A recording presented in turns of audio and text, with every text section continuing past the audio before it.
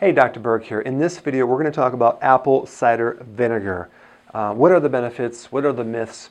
First of all, here's the myth that apple cider vinegar contains a lot of nutrients. It really does not. It doesn't have a lot of vitamin A. It doesn't have a lot of vitamin C. It doesn't have a lot of minerals. What it does have is something even more important. In fact, the real reason why apple cider vinegar works for so many conditions has to do with this one thing it has called acetic acid. That's an acid.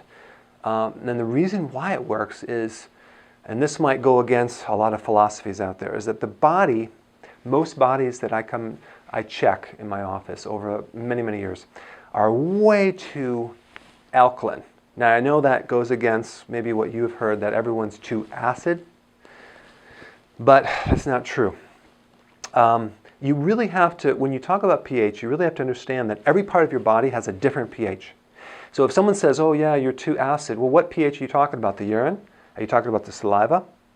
The real true indicator of pH for a body should be in the blood, but it's very difficult to test that because as soon as you take the blood out of the body, it alkalizes or it oxidizes and it can change the pH right away. So you have to, it's very expensive to determine that. So you have to go by symptoms. And so if you ever wanted to really know, just look up in, I don't know, Google it, all the conditions for too acid, called acidosis, and look up for the conditions of alkalosis and all those symptoms. And you'll be able to see which ones you have, and you can determine based on those two factors. So what we're talking about is the blood pH here. Most people have a blood pH which is excessively alkaline. And yes, it's true that your blood should be slightly alkaline, but in this situation it becomes even too alkaline. Okay? And that's why apple cider vinegar works so well, because it changes. If you change the pH of your body just a slight bit, you can create huge effects because the pH is so important in transporting minerals and allowing enzymes to work, to stimulating the thyroid, to increasing metabolism, all these things. So let's just take a deeper look at this one acid, acetic acid. The pH of acetic acid is very acidic. It's 2.5. That's like almost like stomach acid pH. It's way down there. So it's really good for the stomach. People take it for heartburn. And by the way, heartburn, acid reflux, indigestion, that is a condition where your stomach is too alkaline and the valve on top does not close. And I know people say it's too much acid. No, it's not. In fact, if you have acid reflux or heartburn, just take some apple cider vinegar and see how much better you feel. I mean, you'll feel wonderful because the valve will start closing on the top and the acid won't start regurgitating up through that valve. So it's good for GERD, acid reflux, indigestion. Okay? And as you age, especially over the age of 50, 60, 70, your pH in your stomach starts going lower, it goes higher and higher and higher. So it becomes more and more alkaline.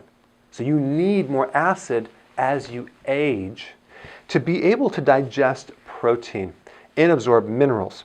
Because if your pH is too alkaline, which most people have a problem with too much alkaline, they can't absorb calcium. They can't absorb minerals like they used to. So what happens, especially with calcium, is calcium starts building up in the soft tissues throughout the body. So you have the soft tissue calcification.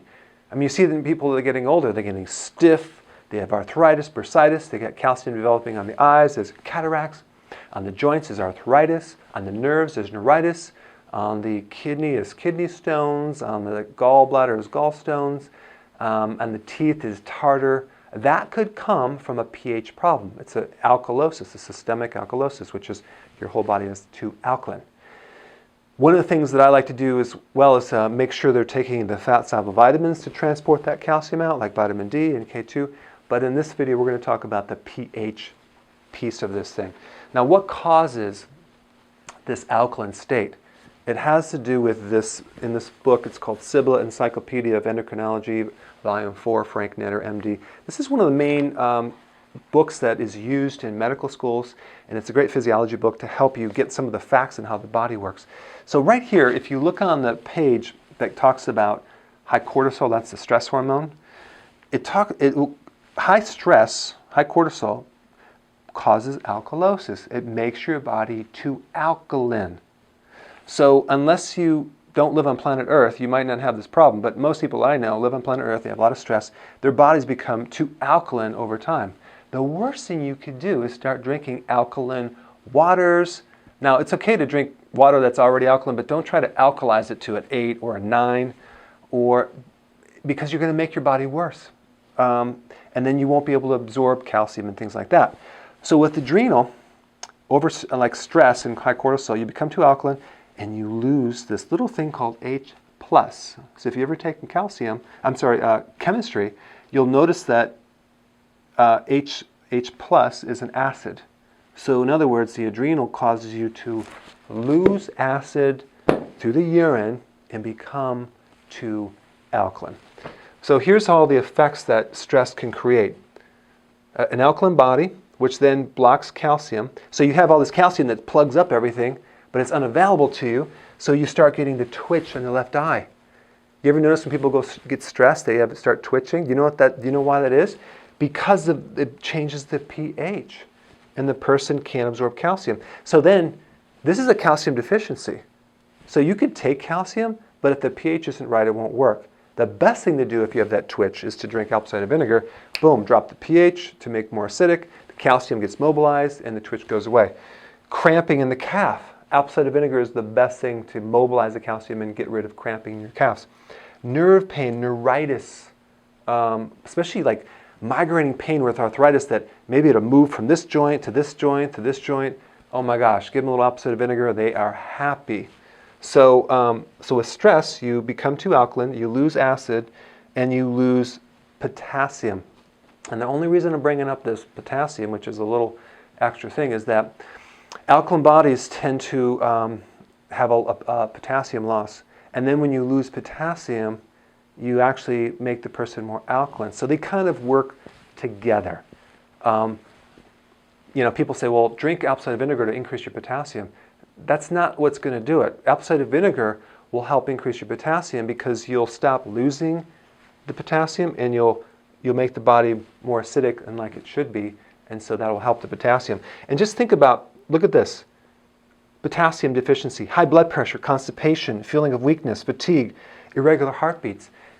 When you hear these claims about apple cider vinegar curing all these different things, high blood pressure, constipation, weakness, irregular heartbeats, it's because of the retention of the potassium, because the chain reaction that occurs after getting the pH in the correct level. People that drink a lot of protein drinks, or they eat too much protein, let's say they do the Atkins diet, or they're doing this high protein diet, what happens, there's the waste from that protein, it's called guanidine. It's a chemical.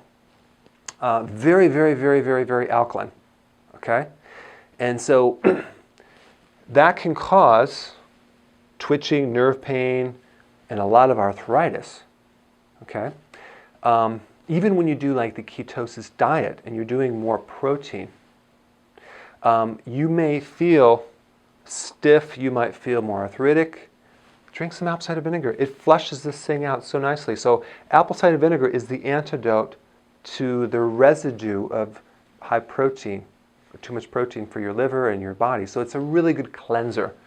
So this acid, apple cider vinegar, helps absorb minerals, helps mobilize calcium, helps you digest protein better without the waste. It helps the immune system, and that's the last thing I want to talk about.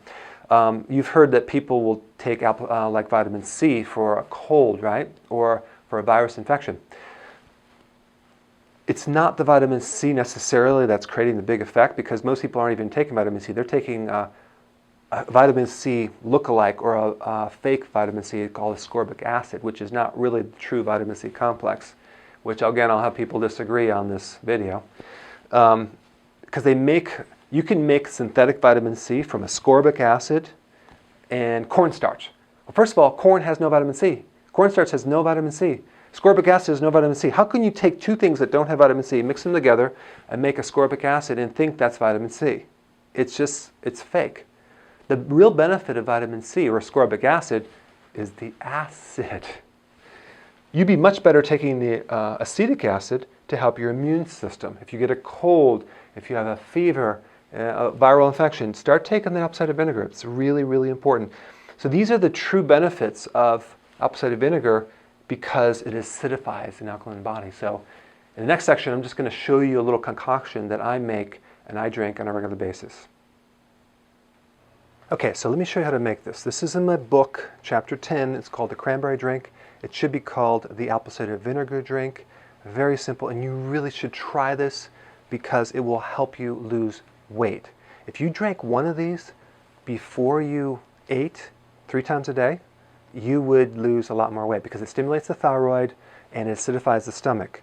The only thing that I would recommend if you have a very slow metabolism is you may want to omit the cranberry juice. So you get the Bragg's apple cider vinegar. I like this the best. And simply a teaspoon in some water. Actually do 2.